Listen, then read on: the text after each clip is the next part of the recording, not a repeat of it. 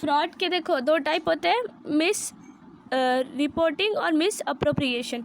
Miss reporting में not recording transaction जो मैंने किया था उसको मैंने रिकॉर्ड ही नहीं किया। रिकॉर्डिंग डमी ट्रांजेक्शन मतलब कि मेरे पास 100 रुपया मेरे को लेना था बट मेरे पास 100 रुपया आया नहीं है, मैंने डमी ट्रांजेक्शन रिकॉर्ड कर दिया, गलत है जो कि। Miss application of accounting policy, जो अकाउंटिंग पॉलिसी है उसका गलत यूज़ करना। विंडो ड्रेसिंग और उसके बाद सीक्रेट रिजर्व। विंडो ड्रेसिंग मतलब जो मेरे पास है नहीं मैं उसको भी दिखा रही हूँ, मतलब मेरे पास मेरा बैलेंस 10 लाख मेरे पास है नहीं बट मैं दिखा रही हूँ कि मेरी कंपनी 10 लाख की प्रॉफिट में चल रही है, तो ये क्या हो गया, विंडो ड्रेसिंग। सीक्रेट रिजर्व मतलब कि मेरे पास है 10 लाख बट मैं उसको छुपा रही हूँ, मेरे पास मतलब ये पैसे है नहीं, ऐसा मैं दिखा रही हूँ कि मेरे पास नहीं है करके, ठीक है। विंडो ड्रेसिंग और सीक्रेट रिजर्व दोनों एक दूसरे का बिल्कुल अपोजिट है, बराबर। आ जाता है उसके miss appropriation of cash. Cash का मिस अप्रोप्रिएशन कैसे करते हैं, पहले मिस अप्रोप्रिएशन का दो टाइप है, पहला मिस अप्रोप्रिएशन ऑफ कैश, दूसरा मिस अप्रोप्रिएशन ऑफ गुड्स। पहला है कैश रिसीव। कैश रिसीव कैसे होगा, not recorded the cash receive, जो कैश रिसीव हुआ है उसका रिकॉर्डेड ही नहीं किया है। टिमिंग एंड लेडिंग, इसका क्या मीनिंग होता है, hide the losses cash receive from one customer by using the cash receive from another customer. मतलब कि जो मेरे को अगर दो पार्टी है ए बी सी, 3 पार्टी है बराबर, अभी ए से मेरे को पैसा लेना था पर मेरे को पैसा किससे मिला, बी से मिला, तो मैंने रिकॉर्ड कर दिया एक ही अकाउंट में कि एक ही अकाउंट से मुझे 1000 रुपया मिला जबकि मुझे बी की अकाउंट से मिला था, ऐसा। ये हो गया टिमिंग एंड लेडिंग, मतलब कि छुपाना दूसरे का। जो मेरा अच्छा कस्टमर है उसका मैं हाइड कर रही हूँ रिकॉर्ड, पर जो मेरा थोड़ा नया कस्टमर है उसका मैं उसकी जगह पे रिकॉर्ड कर दे रही हूँ, ऐसा। Miss appropriation of goods. Goods का मिस अप्रोप्रिएशन कैसे होगा, good received not recorded in goods receive, मतलब गुड मेरा रिसीव हुआ है बट मैं उसको रिकॉर्ड नहीं कर रही हूँ कि मेरा गुड रिसीव हुआ है, ऐसा करके।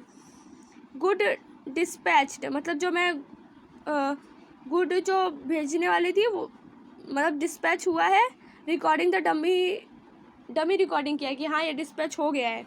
और एक्सिस डिस्पैच्ड मतलब कि नहीं डिस्पैच हुआ है तो भी मैं कह रही हूँ कि डिस्पैच हो गया है, इसका नहीं हुआ है देन भी बोल रही हूँ, इसका हो गया है पर भी मैं बोल रही हूँ कि नहीं हुआ है, ठीक है। स्टॉक इन हैंड थेफ्ट, जो मेरे पास स्टॉक है हैंड में, मैं बोल रही हूँ कि मेरा थेफ्ट ने ले लिया है, ऐसा चोरी हो गया करके। गुड्स में भी actually stored out of the stock in hand ले द वेयर हाउसिंग, मतलब कि किसी ने चुरा लिया है वेयर हाउस से, ऐसा मैंने बोला जो मेरे पास है, बराबर। Thank you for watching my video. अब डिस्टिंग्विश करते हैं एरर और फ्रॉड का, दोनों में क्या डिफरेंस है। पहला, error means unintentional bona fide mistake of financial information. Unintentional मतलब जानबूझ के नहीं किया हुआ ऐसा एक मिस्टेक है। फ्रॉड का मीनिंग क्या होता है, डेलिब्रेटेड और मलाफाइड मिस्टेक्स। डेलिब्रेटेड मतलब जानबूझ के किया हुआ और जानबूझ के किया हुआ मिस्टेक है, ठीक है। ये क्या है, गलती से मिस्टेक है, और ये क्या है, जानबूझ के मिस्टेक है, ठीक है। द एरर में be an error of principle, clerical error. Error के दो टाइप होते हैं, पिछले वीडियो में देखा था, एरर ऑफ प्रिंसिपल और क्लरिकल एरर। मैनिपुलेटेड रिकॉर्ड और मिस अप्रोप्रिएशन ऑफ गुड्स और कैश, मतलब कि या तो ज़्यादा रिकॉर्ड कर दिया है या तो कम रिकॉर्ड कर दिया है, ऐसा, ठीक है। मिस अप्रोप्रिएशन मतलब मिस अप्रोप्रिएशन ऑफ गुड्स और कैश, गुड्स और कैश का मिस अप्रोप्रिएशन कर दिया, मतलब कि डमी ट्रांजेक्शन्स कर दिए हैं, या फिर बोला है कि मेरा थेफ्ट लेके गया, या फिर डमी ट्रांजेक्शन एक्सेस डिस्पैच कर दिया है, ये सब इसमें आ गया, बराबर।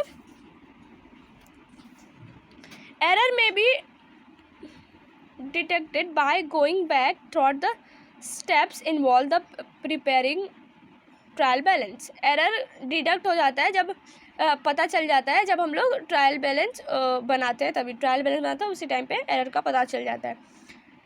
Detection of fraud involves in investigation. Fraud कब पता चलता है, जब इन्वेस्टिगेशन किया जाता है तब। जो ऑडिटर होता है, एरर में क्या होता है, जो ऑडिटर होता है उसको इंश्योर करना पड़ता है कि जो भी उसने फाइनेंशियल स्टेटमेंट बनाया वो क्या है, एरर फ्री है, मतलब उसमें कोई भी एरर नहीं है। Auditor has to report fraud, उसको रिपोर्ट करना पड़ता है फ्रॉड को in auditing report and central government under the companies act 2013। Central government का एक्ट है 2013, उसके अंडर उसको उसका कंप्लेन करना पड़ता है, रिपोर्ट करना पड़ता है कि ये फ्रॉड हुआ है यहाँ पे, ऐसा करके रिपोर्ट करना पड़ता है। क्लियर? चलते हैं नेक्स्ट क्वेश्चन के पास। Second question, auditors duty and responsibilities. क्या ड्यूटी होगी फ्रॉड को लेके ऑडिटर की, वो देखते हैं। ठीक है, disclose the audit report. Audit report को डिस्क्लोज करना। The auditor of a company has responsible whether the check the article of association. He should be study and check the article of association. Company verify provision regarding the reserve and content. उसका content देखने का, और क्या reserve है, क्या provision है company का, वो भी ऑडिटर को वेरीफाई करना ज़रूरी है। Verify the income. He should be verify whether the income has been properly brought, बराबर आया है कि नहीं। Report the book. बुक में रिपोर्ट करना, बराबर जो इनकम लिखा हुआ है कि इनकम जो आने वाला है वो प्रॉपरली हुआ है कि नहीं, वो देखना। Verifying the asset. जो असेट और लायबिलिटी है उसको वेरीफाई करना कि जितना असेट था जितना था उतना है, बराबर है, असेट ज़्यादा तो नहीं लिखा है, कम तो नहीं रिकॉर्ड किया है वो। Verification provision. He should be examine whether the provision of any liabilities और low higher than the amount of considered reasonable and necessary to obtain the director. जो भी मतलब एग्जामिन करना पड़ेगा, उसको वेरीफाई करना पड़ेगा कि जो भी बोला गया है, जो भी उसमें लिखा हुआ है वो पूरा लो और हाई, लोअर तो नहीं है, कुछ हायर नहीं है, और फिर नेसेसरी है, उसको ये सब एग्जामिन करना। To assess the provision if should be treated as disclose as reserve. Disclose करना है रिजर्व की तरफ।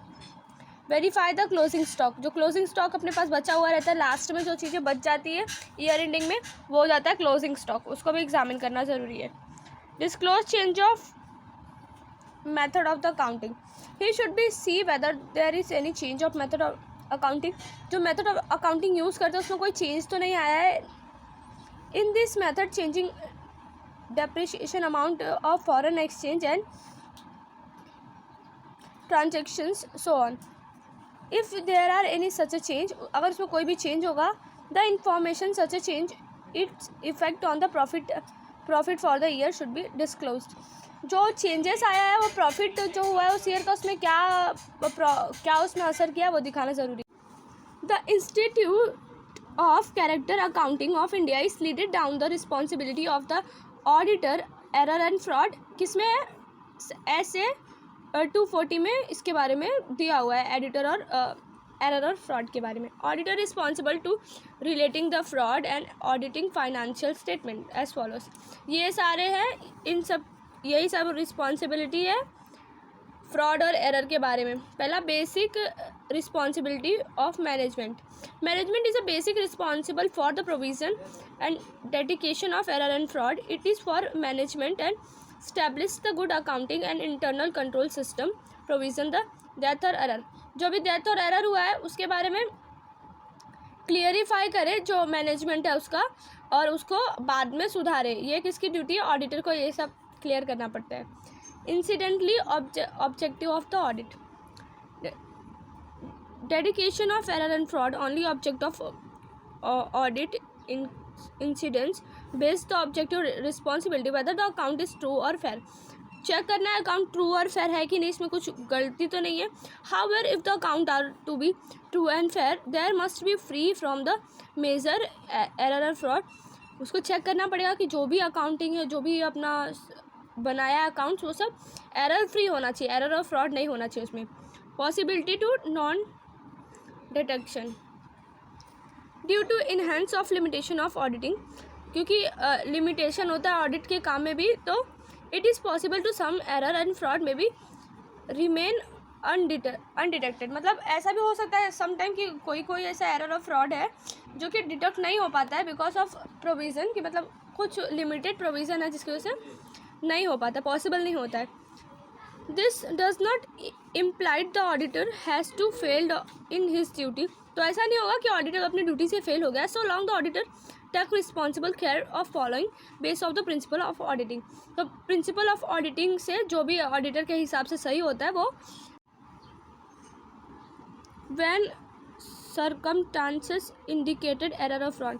जब कुछ सर्कमस्टांसेस इंडिकेट करता है कि हाँ ये एरर है या फिर फ्रॉड है, तो उसमें क्या है देखो, when the circumstances indicate the extent error or fraud the auditor should take additional step to determine, जब ये ऐसा होता है ना कि सरकमस्टांसेस ऐसा दिखाता है कि कुछ तो इसमें एरर होगा या फिर फ्रॉड हो रहा है कुछ तो ऑडिटर उसमें ज़्यादा एक्शन ले सकता है ऐसा, ठीक है।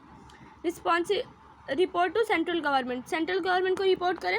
Auditor of the company is a course of performance और his duty auditors he responsible to believe an offence involve the fraud being he has committed against the company by the offer or employee of the company, he shall be immediately report to the matter of the central government। कारो 2016, इसमें क्या होता है, auditor लोग को report submit करना होता है, उसमें कुछ क्वेश्चंस होते हैं जिसका उनको आंसर देना होता है और उससे ही मतलब ये लास्ट स्टेप होता है ऑडिटिंग का, और उससे ही क्लियर हो जाता है कि कोई भी एरर और फ्रॉड उसमें नहीं है। ये रिस्पॉन्सिबिलिटी है ऑडिटर की कि ये रिपोर्ट उसको सबमिट करना पड़ेगा। प्रोविज़न है उसके हिसाब से कारो 2016 का रिपोर्ट उन लोग को सबमिट करना पड़ता है। बस this is and for the video. Thank you for watching.